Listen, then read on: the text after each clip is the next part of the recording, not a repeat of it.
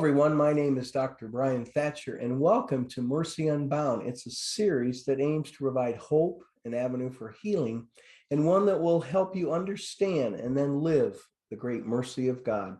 With me today, I have a woman who's an accomplished Catholic evangelist. She's written books. She's a TV talk show host of Ladies of Another View. She's an award-winning author and journalist, and she is managing editor and co-author of Ascension Press's best-selling Amazing Grace series. We're going to talk about a book she wrote recently called Holy Hacks, Everyday Ways to Live Your Faith and Get to Heaven. And it's got many, many wonderful little points on our path to holiness. And this book is available at Ave Maria Press. Patti Armstrong, welcome to Mercy Unbound, and thanks for joining me today. Oh, thank you, Brian. It is an honor because we've known each other for a few years through the Amazing Grace series. You know, Patti, you talk in your book about your father and what a good man he was and some of the examples he set. And you know, it really touched me when you reflected on some of those, because as parents, we wonder if our efforts will ever bear the fruit that we want. And but what did you witness in his life that kind of helped perhaps be an inspiration for this book? My dad will soon be 97 years old. We had 6 kids in our family, and we were not, I wouldn't call us easy children. 3 boys, 3 girls. Especially my oldest brother would get into a lot of trouble sometimes, and my mom had challenges in different ways. Even though both my parents we knew we were loved, and so that was a very important blessing that we were given. But my dad, it's more like in hindsight when you look back at your childhood, he was a very quiet, humble man, very involved in our lives. Did not have a father himself. So he was born in 1925, and back then, going to a Catholic school, his friends all had fathers. He did not, and yet he was an amazing father. His dad was an alcoholic, and they were immigrants from Ireland. So back in those days, people didn't really understand alcoholism, and he ended up falling and dying. And so my dad didn't know his dad, but it's amazing, how was he such a good dad? He just knew, because of the example in the culture, that helped. You knew what a dad was supposed to do, he said when I asked him that once. And my dad is always the quietest man in the room, and he ends up being the most loved. So I asked my siblings, I said, when we would go to church, where he went to church when we were visiting, and so many people would come up to us, "Oh, Frank Maguire, I love him." And we would hear that over and over. We would go to weddings with relatives, and they would come up and tell stories of my dad. And I realized he just quietly practices his faith, and watches EWTN every day. He's at assisted living now. And the same thing at the assisted living place. Everywhere we go, "Oh, we just love your dad." And why? I mean, he's not doing anything amazing to get a lot of attention. It's just quietly living and being a good example, being Christ to people. You know, when I was younger and a father, I used to think, you know, giving the kids these great sermons or talks was what it was all about. And then I realized that a lot of that went in one ear and out the next. And I began to see that it's more by the example that I live, that they. Oh gosh, yes. My gosh, yes. So I'm not going to use any names, but there was a well-known priest, and if you know who it is, then you know, who was a dynamic evangelist. And then he fell from grace. And I've heard he's living out his life quietly and has come back to the faith, but he fell from grace, and all of a sudden nobody wanted to buy his book. So they were on like fire sale, but nobody wanted to buy those books. And I realized those were still good books. The information in there was still, you know, right on target. But because he had not lived his faith, nobody wanted to hear what he had to say, even though it was all good stuff. And I thought this was a lesson to all of us, is that if we're not practicing what we preach, no one's going to listen to us. If anything, we're bad advertisement. If we're not living out the faith, then, you know, we shouldn't identify as a Catholic then. You know, in chapter 1, you talk about holiness, which in some ways, I'm not sure society thinks that's even relevant these days, but you talk on Saint Therese, the little way, and you give 50 short examples of ways to live the faith and do things out of love. Give us some examples in that first chapter of what you mean, or what this book kind of give us a flavor of what you Well, that's one of the reasons I love Saint Therese is once again, she was very hidden. And we know, and if you know about Saint Therese, you know, when she died and they didn't know, well, what can we say about her? And yet she became one of the most beloved saints. So the whole book is full of all these little suggestions and ideas for living a holy, just living a holy life. And when I say, we should probably explain what holy hacks are, because what are life hacks? Those are very popular now. They're easy, quick, clever ways to get the job done, to do things. And my point with this book is, you know, we don't have to wear hair shirts. Not that you can't. I'm not saying that you can't do the heroic things and fast every day. It's like whatever you feel led to do is fine. But it's amazing all the little things that you can integrate into the life you're already living. They're very little things, but in the end, they're huge. They're life changing. You begin walking closer with the Lord, and ultimately, it will turn your life upside down. So, um, you know, for instance, just having an attitude of gratitude. I know a priest who prays a rosary of gratitude. You know what that is? It takes a few minutes. You go through every bead and like, thank you for the plumbing, thank you for the screens, thank you for mass, for my soft bed. And you start to appreciate all the little things you don't think about because it goes very quickly. But the most, then you're everything from your faith life to some, you know, a comfortable pair of shoes. It could be the smallest thing, but you start to live your faith in your life on a deeper level. And um, like Father said at the end when he was at a retreat explaining the Rosary of Gratitude, he said, "I now thank God for things that I used to complain about." And it's because your whole thinking has changed. So, for instance, if you get a flat tire, who doesn't complain? Obviously you were going somewhere, you got something, you know, a place to be at. um, Now you've got a flat tire to contend with. But if instead of complaining and oh woe is me, you said, thank you Lord, I have a car, I can call a tow truck, I can get this tire changed, it isn't the end of the world. And so instead of thinking of all the reasons you want to complain, you can find more reasons to be thankful. And so now your thinking is beginning to be changed. And not only that, I mean, I'm going to be skipping around. Some of the information I'm giving you is in different chapters, but because one is this whole attitude of thankfulness. If instead of complaining you thank God, and praise God, praise you Lord, thank you, now you have something to offer up. And I love to lean on Jeff Cavins. He was one of my co-authors with the Amazing Grace series. And one of the things he said is, do not waste low level suffering. Most of us do. We usually complain and, you know, oh, I bumped my head. Oh, I got a flat tire. But if we do that, we're wasting it, because there is power in our suffering. We know there's the big suffering. You know, Jesus died on a cross. He saved us through suffering. What are our intentions? Who are the people that we want to save? What are our hopes and dreams? Don't waste the low level suffering. And I realized after I read this book he had written on Thanksgiving, or on suffering, that particular book was on suffering. I realized even if you make a wrong turn, that's an inconvenience. Offer it up. Like, don't waste even the smallest little thing. If you step on a pebble, and by doing that, you're turning it into something beautiful. You're turning it into a prayer. You are defeating any evil that is coming your way, and you're changing the way you're thinking. You're a happier person. Instead of complaining, you're filling yourself with joy, and you're thanking God, and you're recognizing all the gifts that he's given to you. And I wrote an article on this a few years ago, that when you are more positive this way, and this kind of thinking makes you more positive because you're focusing on the good instead of the bad. when you change your thinking, MRIs have shown that you actually are changing the pathways in your brain.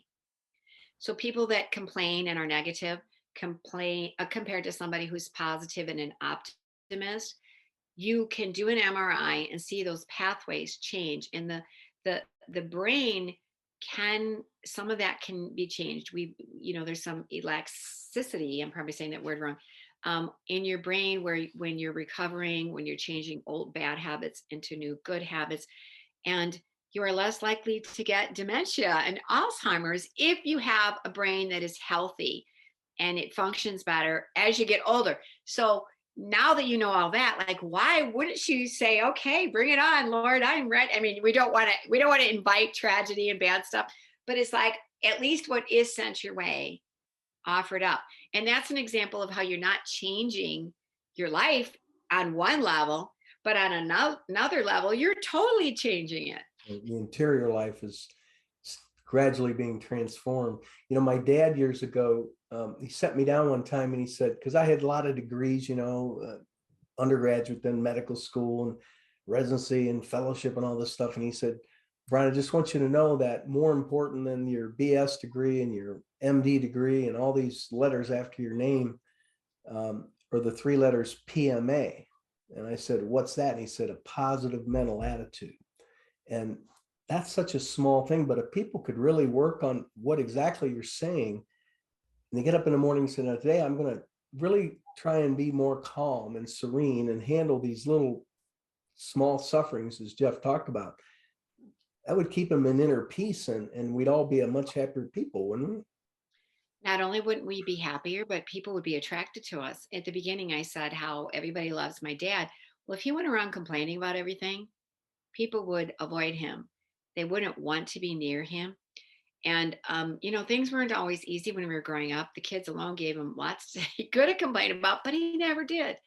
And so whatever message you want to impart on the world, and Mother Teresa used to say, she wanted sisters that would smile and were filled with joy. She didn't want these long suffering sisters who were going to be complaining. Instead, I mean, not that those people can't be our blessings too. And that was one of the things when you talked about Sister Therese, Saint Therese, is she was attracted to a very grumpy sister at her convent that people didn't want to be around. And she would purposely go towards that sister. Now, it's not just Saint Therese. A lot of the saints did that. And I was reflecting on that once and I thought, why would you do that to yourself? Nowadays, people use the word toxic. Oh, that person is toxic. Like, I don't want to be around them. They're too toxic.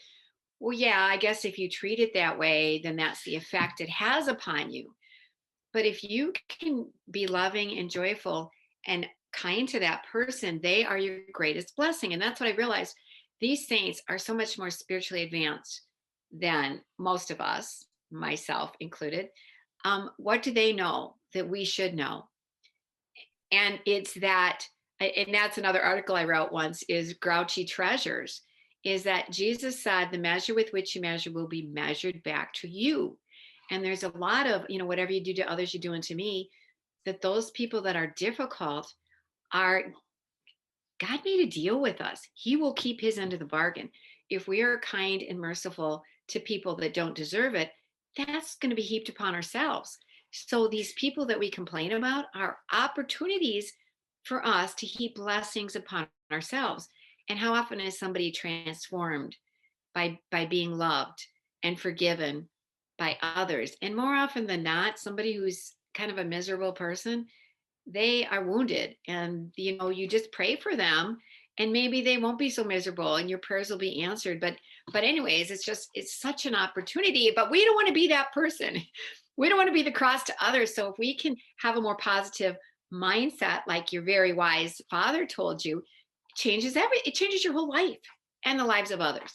It is contagious, for sure. In another chapter, you talked about humility. I remember in the diary of St. Faustina, the Blessed Mother had told St. Faustina that practice the three virtues most pleasing to God. And she had said the first is humility, humility, humility. And that's like, for a realtor, it's location, location, location. But share some thoughts on humility, and hit an interesting quote from a priest. Share that with us out of your book on humility. You know, that is one of my favorite chapters on humility, because I realized, once again, people in some ways they don't want to be humble, because who wants to not be noticed? If you pray the litany of humility, if you don't know it, look it up.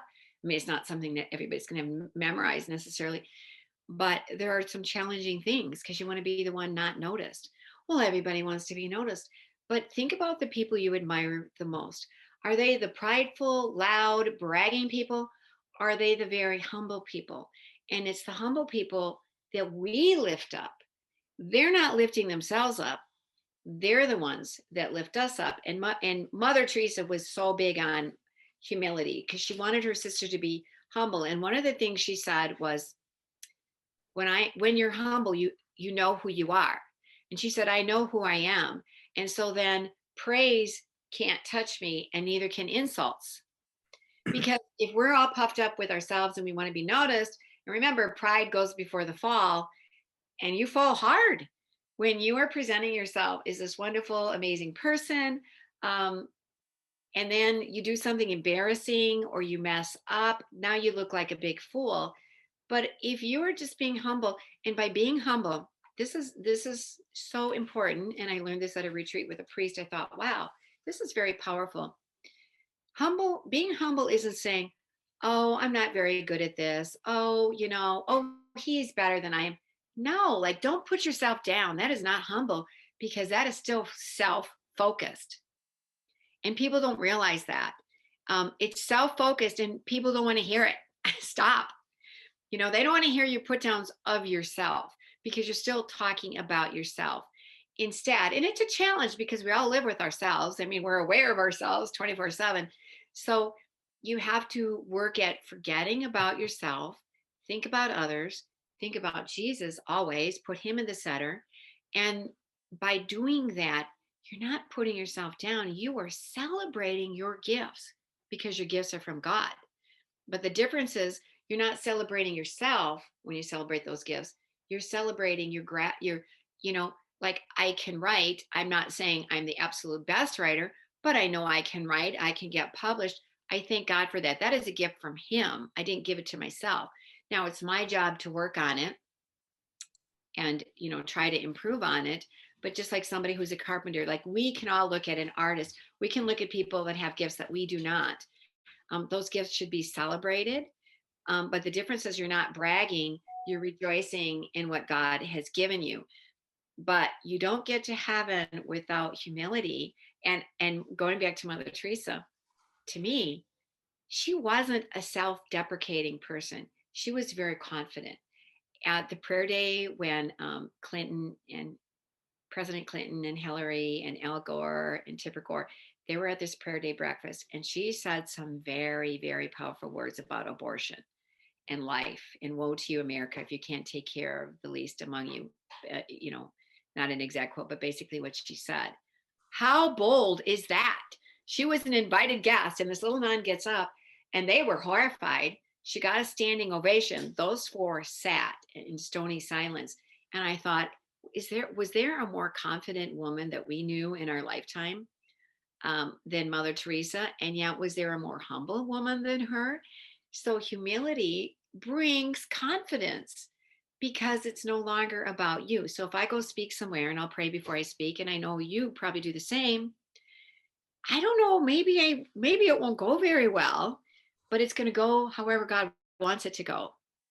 So either he's going to give me the words and I'm going to celebrate how everything just seemed to flow, or I might stumble and then I offer it up, because I know, it's not about me. I'm going to use whatever difficulties I have to give glory to God and to offer it up for my intentions. I know I give you long answers every time you ask something. No. You have many, many little things that if people could just even say, today, I'm going to work on this, because these are all little pearls of ways to grow in holiness. I just pulled out one here: do good deeds in secret as service without the attention. I know people that do good deeds, but they're the first to proclaim it. and they want it all over Facebook and social media. And I'm thinking of my brother who does so many good things for people, but never lets it be known. I mean, that's the contrast. And as you said, just do good deeds in service in secret, but don't get on the rooftop and proclaim how great thou art. And there's another quote, and I don't know if I'm sure probably some saint said this, but it's a favorite quote of mine, and I don't know who said it. God can do great things with people who don't need the credit. It's like, wow, do you want to do great things, or you want to sit around heaping credit on yourself? And the quote that I don't have in front of me right now, so I think the quote that you talked about that a priest said is that you have to think about when you're thinking about pride versus humility. One is a deadly sin. One is what we need for holiness.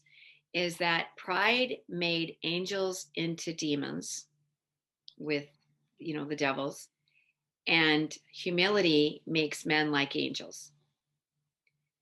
And you think of like, wow, just look at what happened to the angels, and look how the saints become like angels and become so holy through humility. And my whole point of this book is when you start to wrap your mind around all of this, when you start to wrap your mind around the teachings of Jesus, at first glance you think, oh, I've got to work hard to be a Christian, I got to be disciplined.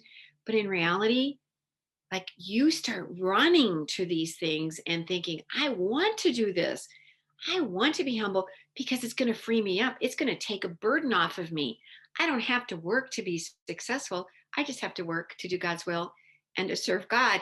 He's going to take care of the rest. I don't have to seek to be famous.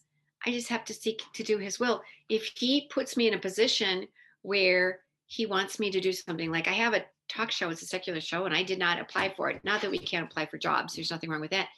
But I thought, oh, I don't know about this.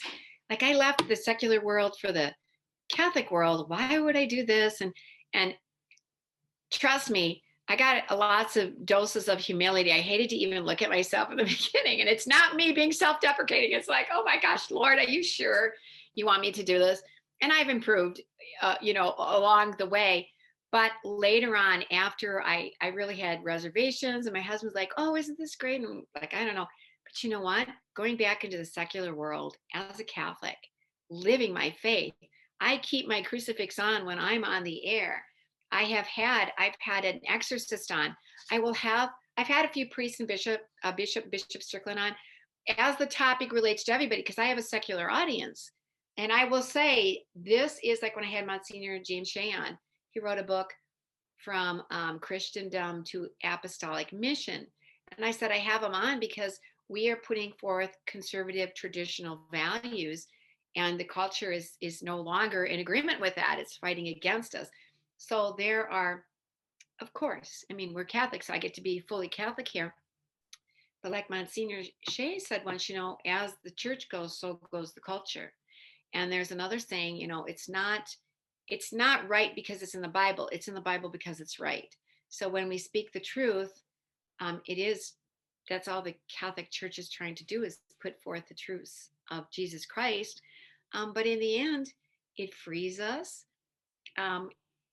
We don't have to be successful. We have to serve God. He'll decide our level of success. Right. We're discussing your book, Holy Hacks, Everyday Ways to Live Your Faith and Get to Heaven. Patti Maguire Armstrong. Patti, I was thinking while you were talking of that self-forgetfulness, because that really hit me.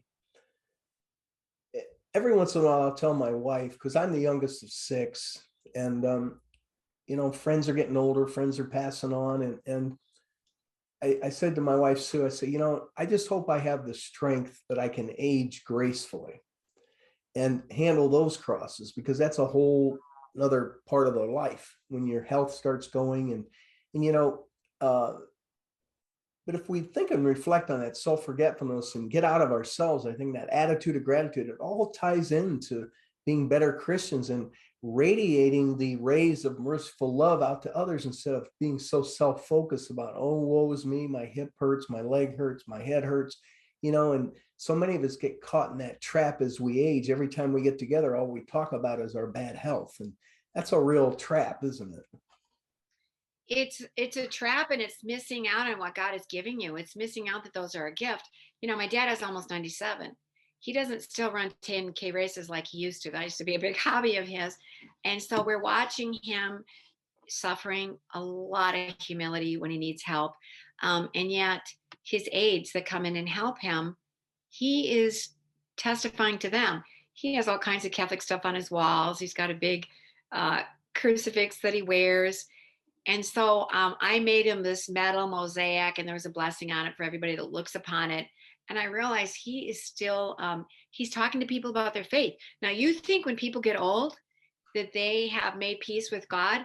I have seen time and time again that that is not true. There's a uh, there's a priest I just love, Father Stefan. He's got a long, complicated name, and so I don't want to slaughter it. But he is a chaplain, permanent chaplain in Virginia at Nova Hospital. Once again, I'm not sure, but I have all the names of everything correct. And he says, oftentimes people die like they lived. You think there's going to be that death time conversion? And sometimes people wave him away. They don't want last rates. And they're watching TV and they go, oh, come back later, Father. And he'll go and sit in a quiet place. He'll pray a rosary and a chaplet of mercy for them. But we have to realize that these people that are complaining and they're missing out on graces, and that person might be us. Like you and I said, we're not spring chickens anymore. And so we need to just accept that God had us age for a reason. Like if you just sit back and reflect on it, like why can't I still have my 30-year-old body? Why can't I still be run 10K races or marathons? Well, because it's not part of God's plan. Well, why would he do this? He's humbling us to prepare us to meet him.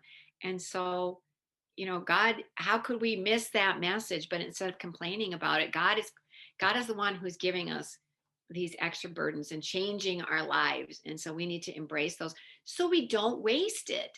And that's why I'm saying all these little holy hacks, they're easy when you wrap your mind around it.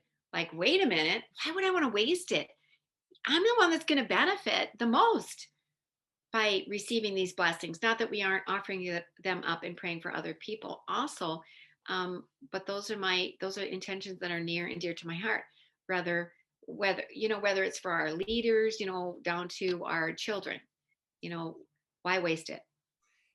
You have a chapter on marriage and have some good hacks in there. Divorce is so rampant. You look at society, there's so many unhealthy relationships. People are struggling. Um, Share with us some of the hacks you mentioned in that chapter that we can do. We a lot of times blame the other partner for all these problems, but we don't look introspectively at ourselves on how we can promote a stronger and better marriage. Share with us some of your thoughts on that, if you would, Patti. Well, so often our focus is on what our spouse is doing wrong. I'm not a marriage therapist. I'm not somebody who's going to try to fix everything. But here we have everyday opportunities to be loving. And Monsignor John Esseff, he's 94 years old, and he's one of the oldest exorcists in the country, perhaps the oldest. And he shared a story with me where his mother was praying, looking at an image of Jesus and praying for, oh, help me to love you more. And she wasn't looking at an image. She was praying, Jesus, help me to love you more. And an image actually appeared to her. And she was looking at the wounds of Christ. And when she got to the face of Jesus, it was the face of her husband. And he told her, if you want to love me more, love your husband more. Like how often do we miss that lesson that we are brought together to help each other? And it's not always in the way that we expect it's going to be, but we need to be praying and loving all the time. And now this is going to kind of meld a couple different chapters in together, because I talk about the danger of anger. Well, who do we probably get the most angry at, or most frequently? is our spouses, because there's so much opportunity there, right? And there's a comfort level. And so maybe not for everybody, but it's a common situation. But in my chapter on spiritual warfare, it talks about that anger gives a foothold to the devil. So an exorcist, when he's doing an exorcism, if there's unforgiveness, if there's anger, he cannot really help that person. So think about that with our spouse. If we're feeling angry towards them, now you've done a lot of damage because you're angry at them and you're also hurting yourself. But if instead we work on forgiveness, it doesn't mean you have to feel good at the moment, but if our first reaction is to pray, and my husband and I, we automatically know. We used to fight a lot, and now it's rare. But we know the first thing we're doing is we're going to pray for that other person. So even if I'm mad at him, I know he's praying for me, and he knows I'm praying for him.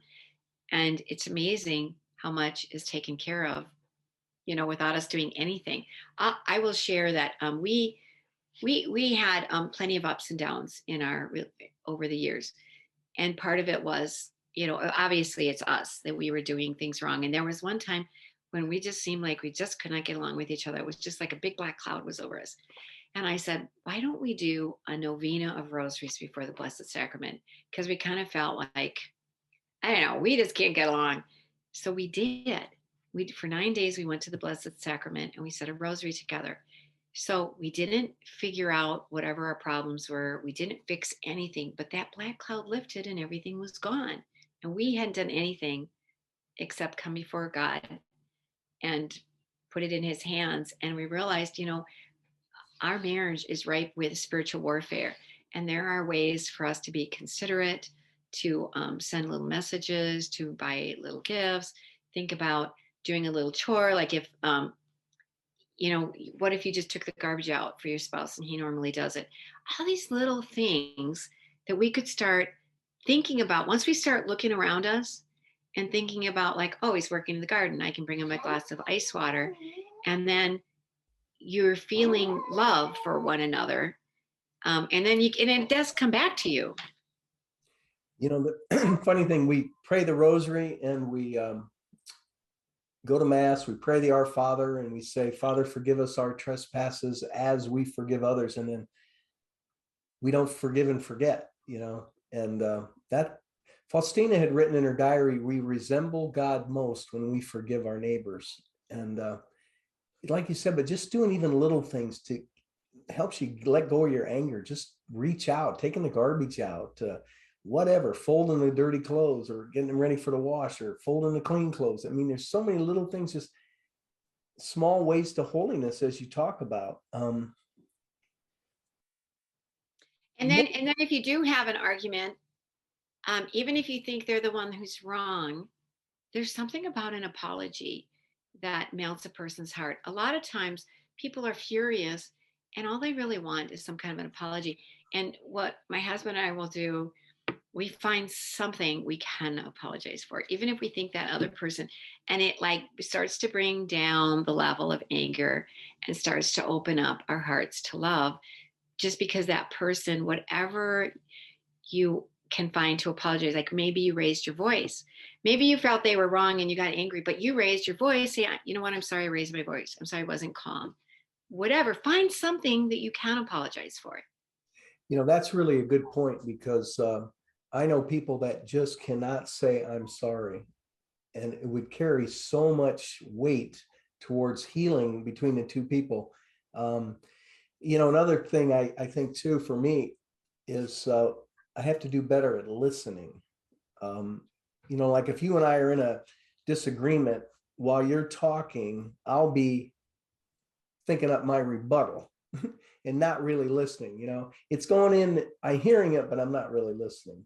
And if people can work on that, that's another one as well. And you can bring your humility into it too, because so often we want to make our points. We want to make sure. And, I was just listening to Dr. Ray Gurundi. He was out in Bismarck at a conference, and he talked about people often come to him like, he won't apologize or she won't apologize. And he said, well, did he act like he was sorry? Like afterwards, some people, that's their problem. Don't make it your problem. People that struggle, really, we should all, it helps us to be more humble just to say, I'm sorry. And once you start doing it, it's not going to kill you, really.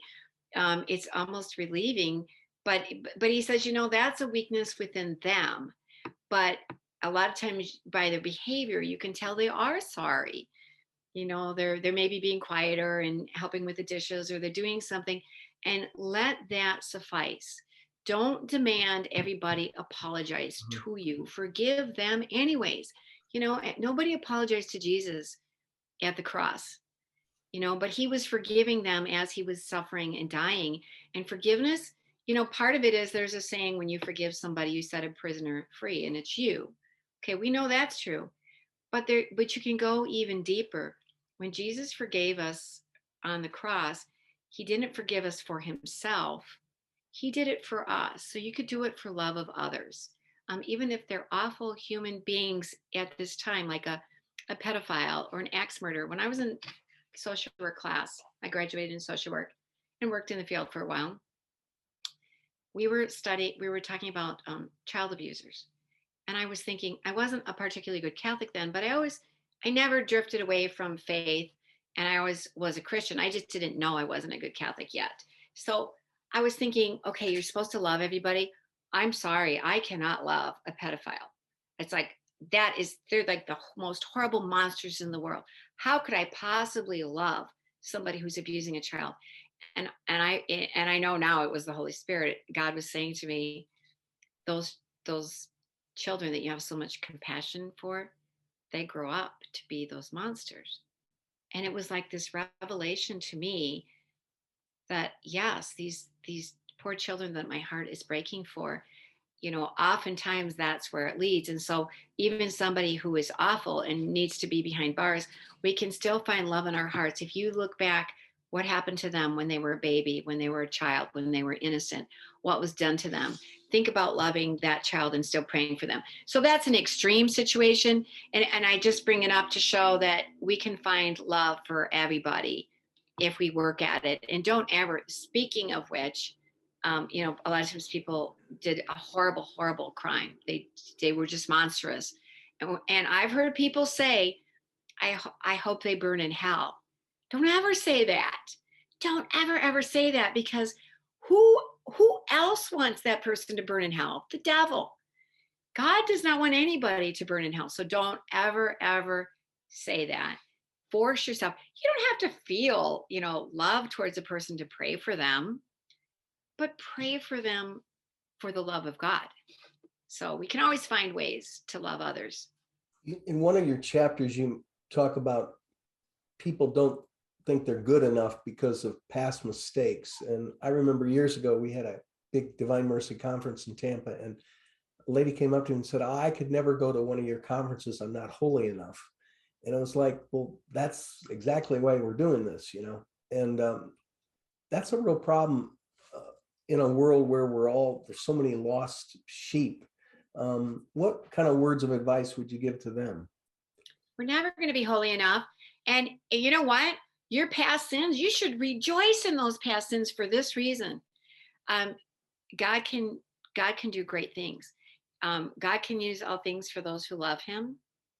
So who can best, what the biggest message, a pro-life message is from people? There's a guy who was a former abortionist who talks about pro-life. Abby Johnson once worked for, helped, assisted with abortions. Their voice is stronger than mine. So when you think about it, a cocaine addict can do more to help addicts than you or I can.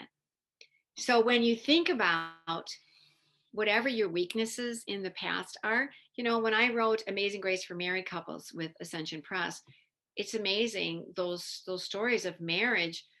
Some people, at one couple actually did get divorced, and you think there's no way, they seem like hopeless, but when they were completely turned around.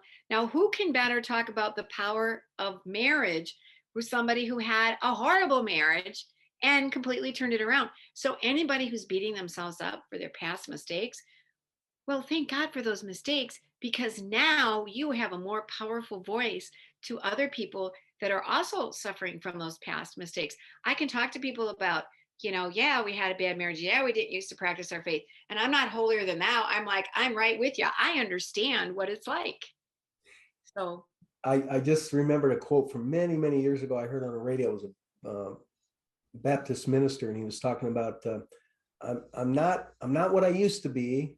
I'm not yet what I should be, but I'm getting better and better. And that's what we really have to keep trying, isn't it? and it's through the grace of God that you have come that far. So for you, like that lady or anybody who's like, oh, I'm not good enough. Well, no, you're not, but God is. And you are disrespecting him. You are not giving him a chance. Give him a chance. Give him your life. Give him your past mistakes and let him show you what he can do with it. But stop beating yourself up. A lot of times we hear about Catholic guilt. And it's always from people that are ex-Catholics. It's not Protestants. They have enough. They criticize us for just because they don't understand, although a lot of times we share more than we don't. But Catholic guilt is always talked about from people that are no longer Catholic. And it's like, I freed myself of Catholic guilt. Well, gee, that's too bad, because it's a self-correcting thing. It is our conscience speaking. And if you're going to deaden your conscience, and we're not meant to wallow in Catholic guilt, it's it's a red flag. It's a reason. It's telling us we can relieve ourselves of Catholic guilt. We can go to confession, and we need to accept God's forgiveness, divine mercy. What a beautiful devotion that we have, because it gives God a chance.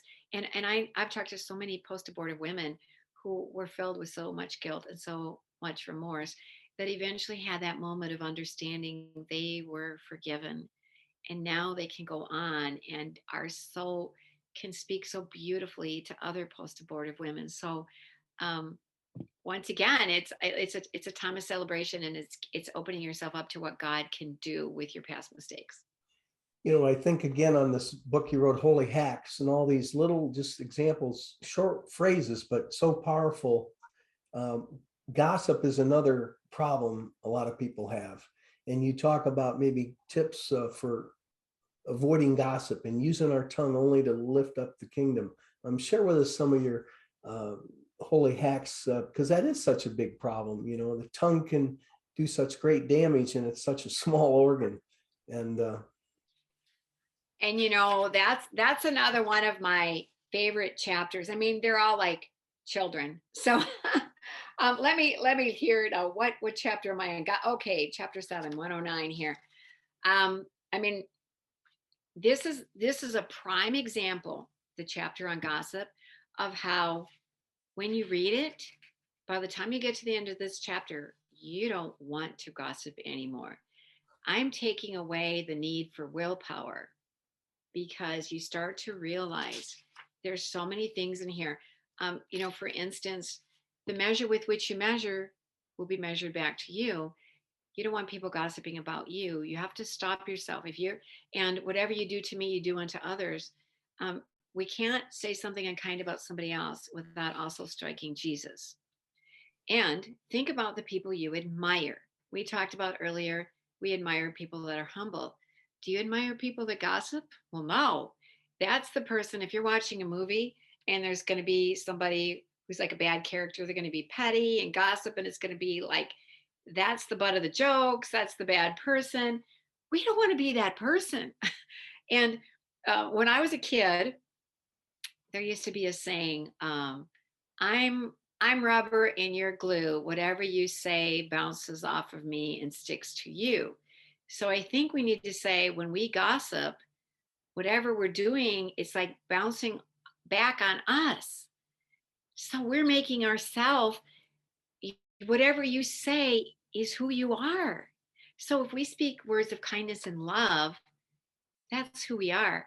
If we're criticizing somebody, and we need to get to the bottom of it, there's a couple. You have to understand, why do I gossip? What are the triggers? One is, and usually it's insecurity.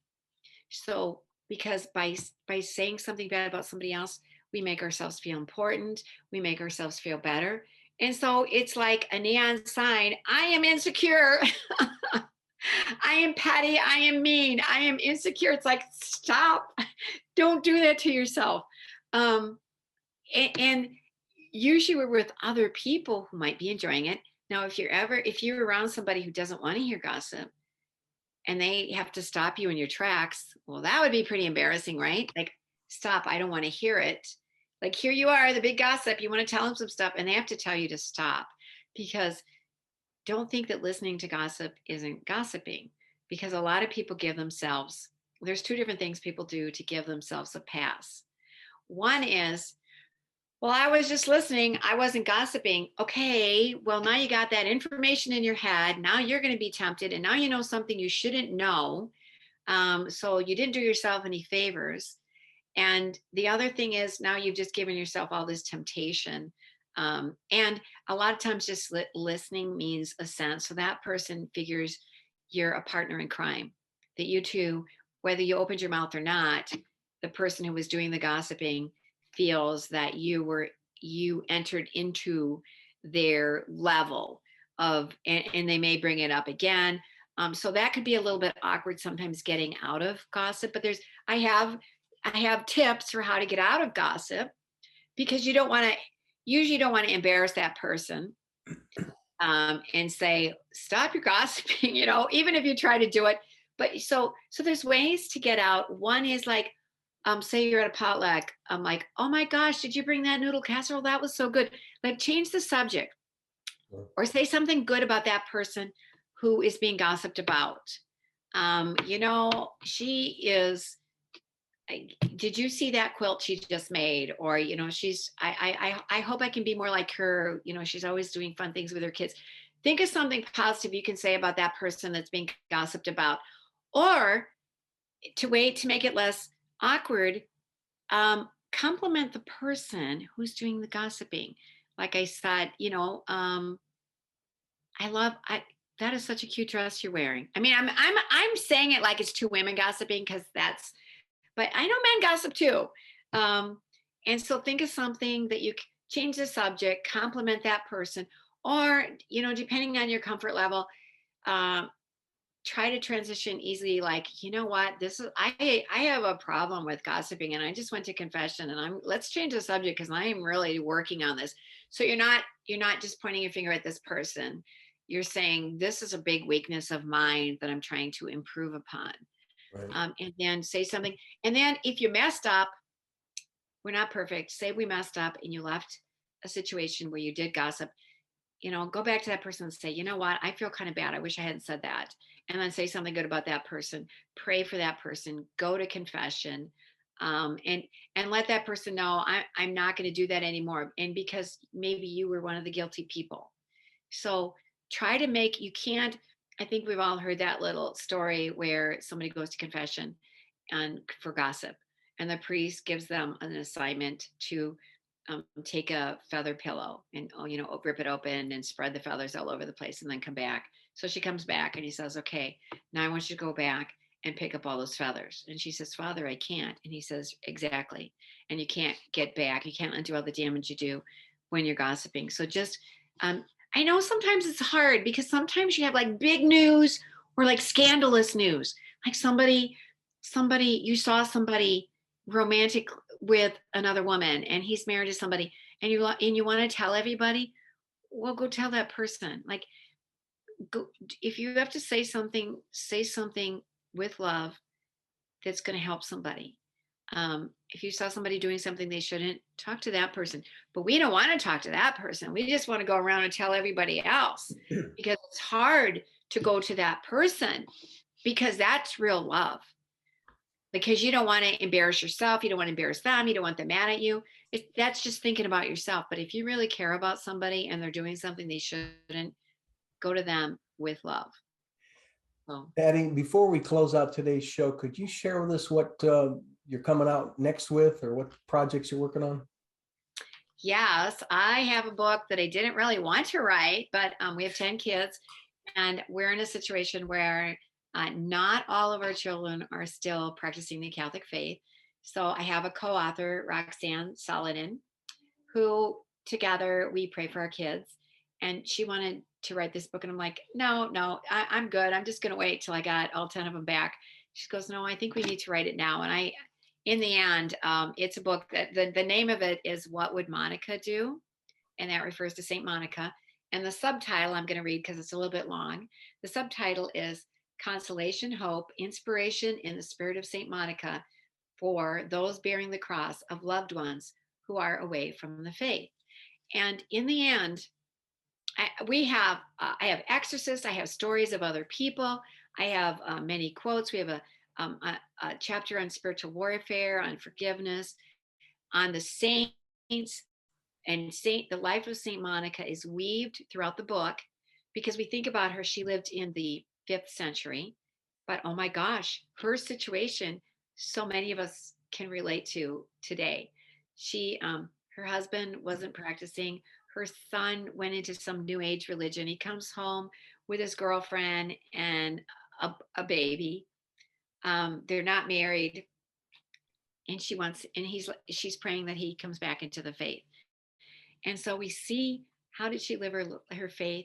How did she navigate complicated situations? And we bring it to the real world of today. And we bring people faith, hope, consolation, support. In the end, worry is not a prayer.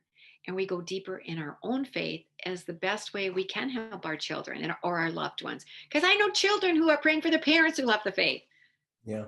So, well, Patti, let me know when that book comes out, and we want to bring you back on to discuss it. And I really want to thank you for joining me today on Mercy Unbound. People, I hope you enjoyed the show. Look up Patti's book. You can get it at Ave Maria Press, Holy Hacks, Everyday Ways to Live Your Faith and Get to Heaven. And Patti, thanks so much for joining us. People, come back, visit us often, subscribe to the show, and we'll see you next time on Mercy Unbound. Thanks again. Thank you, Brian. God bless you, and God bless everybody watching. Thank you. Please subscribe to our YouTube channel for the video portion. The podcast can be heard at anchor.fm/Dr. Brian, Bryan Thatcher, Thatcher, and on all the major podcast forums. I would love to speak at your church or conference, and please consider supporting our efforts to spread the truth to a hurting world. Thank you again. And for more information, go to the website at drbrianthatcher.com.